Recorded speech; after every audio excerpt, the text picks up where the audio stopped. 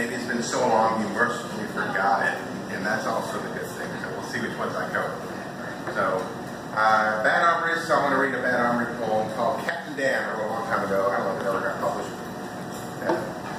Captain Dan, and this is actually based on a real human being. When he lost his wife during the hurricane of '33, he just said, "What the hell? You know where that came from?" When he lost, his boat sank in '42 after he fell asleep at the helm and it ran into some rocks, spilling 2,000 pounds of frozen shrimp. He just said, "I can always get another boat." When the IRS threatened to throw him in jail in '54 for back taxes, he just said, "Won't be forever." When Captain Dan was on his deathbed at 65, syphilis blowing in his brains, the nurses afraid to touch his skin, he just said, "Well, hell, she was worth it." When the old preacher was paid to give old Captain's friend something to remember him by, he just said, "I don't care if he's dead. No daughter of mine is going anywhere near that bastard's grave." And with that, they happily married.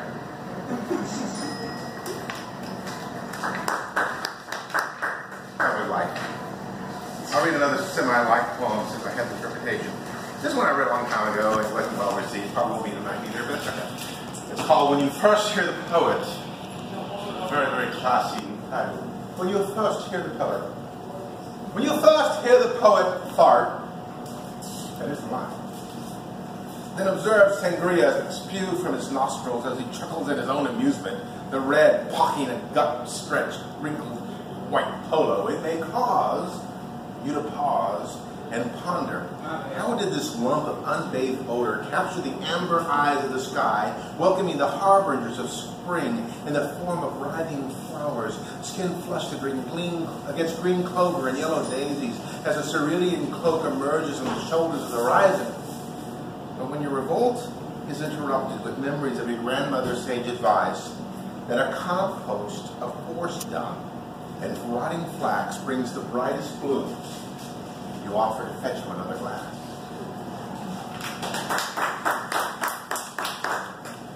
So anyways, we got, so we're going to do a nasty woman, since I have a few of those there.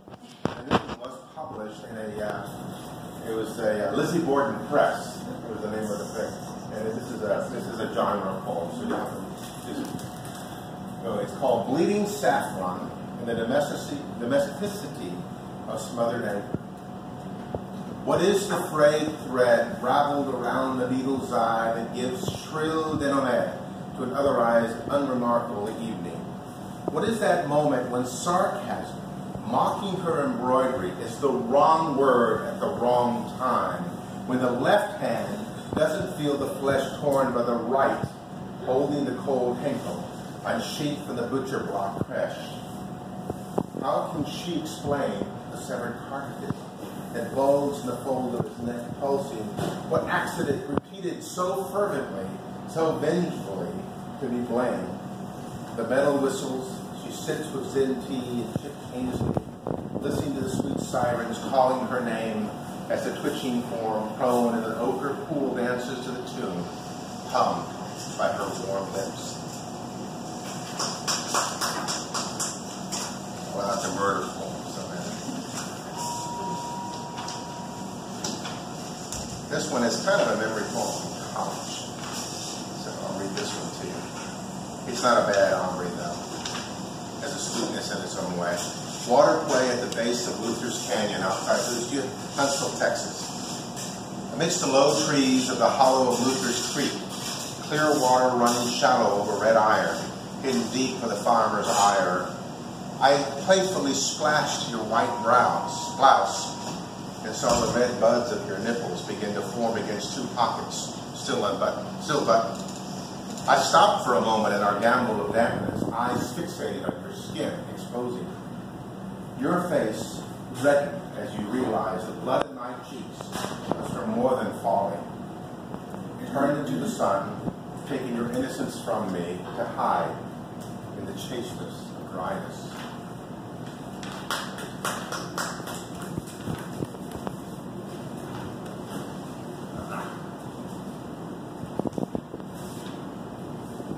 Trying to see, I have a couple others that I'll go read. Okay, I'll read this one. I haven't read this one out loud, so I don't know if it works or not, but I wrote this a long time ago. It's called An American Street. It's kind of a Whitman-esque thing that I did. So we'll see how it goes. I think it reads okay, probably reads better than it's written, but that's okay. An American Street. Here is the dawn of dreams, when the dogs wake to the stretch of light, reddening lazily in swelling clouds. This is the empty lane, waiting for the oil-splattered cars to stir their rubber feet and prod onto the painted asphalt stretching beyond view.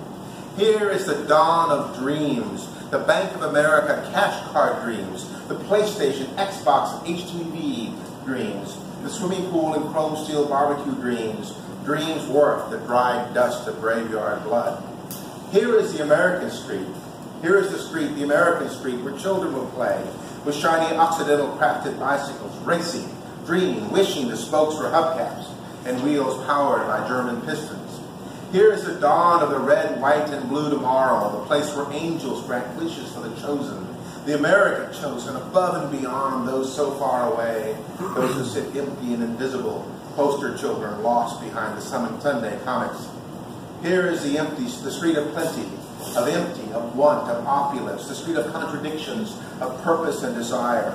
Here is the street of American desire, walked by daughters who were once loved without compensation, now entrepreneurs of flesh, walked by old men, slow and deliberate, trying to remember the direction from which they came, walked by blue suits and pinstripes, brisk and brash, slashing through the dream of the synthetic cash, selling America derivative lots.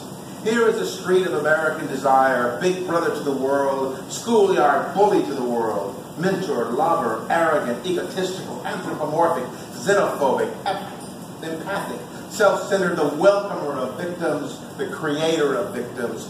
Here is a street where you live, where I live, where your father and mother live, where your children will live. All the sins of yesterday and today flushed clean with the spray of the sweeper. The smell of the false rain rise in the empty lane.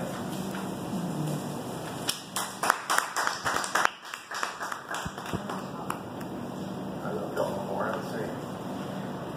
A couple that I wrote a long time ago. This was early on. Jan Seal sort of remembered this because I wrote this and she accepted it for River's Edge back in ancient times. Who doesn't know who Prometheus is? You all know who Prometheus is? What? Prometheus, the one who gave fire. Right. This is him. Prometheus on the rocks. Well, sometimes I get amazed that people don't know these guys anymore. It's so sad, but so I'm glad you do. That alien movie. What? Prometheus. Oh, that's right. Well, there's that too. Yes, there's that too. I think on the Arrow also. Prometheus on the rocks. He savors his meal of Savior's liver and smiles at my change, making his appointment for tomorrow. I heal and he returns. But one morning, the sun will shine in his eyes, and when the light blinds him, these links will be broken, and I'll make a pillow of him.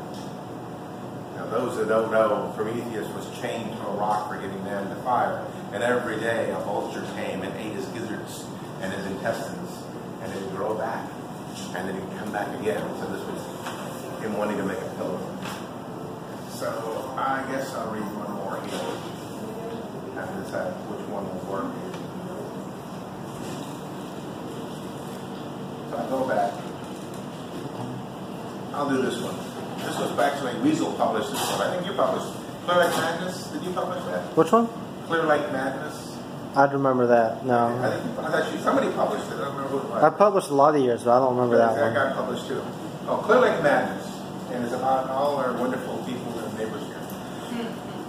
Perhaps it is the brackish darkness that overflows onto the well-manufactured lawns and gypsum walls of these housewives that drives them to drown their darlings in bathtubs, run over the heads of their husbands in parking lots, then reversing for good measure. Or the heat of Gulf zephyrs making humid each breath, festering the mold of husbands, retrieving their God-given Glocks from unlocked drawers, forensically shooting those lives as Kevlar-suited helmets ring their homes in black. Or perhaps it is a lack of quick exits from the web of these subdivided scabs of concrete and shingles covering the wounds in a marshy scrub forest of long-dead peoples that cause daughters to be slaughtered in empty houses, sacrifices to the mothers of death? What is it about prosperity that sucks hope from the marrow, that brings murderous row to the fine veneer of bricks and wood? They have their double-door thermidors, their gas-fired Vikings, their black granite with speckled gold. They have their blue-tiled pools, their green smokers, their 70-inch 3Ds with split screens and 500 selections. What else could they want? Ooh.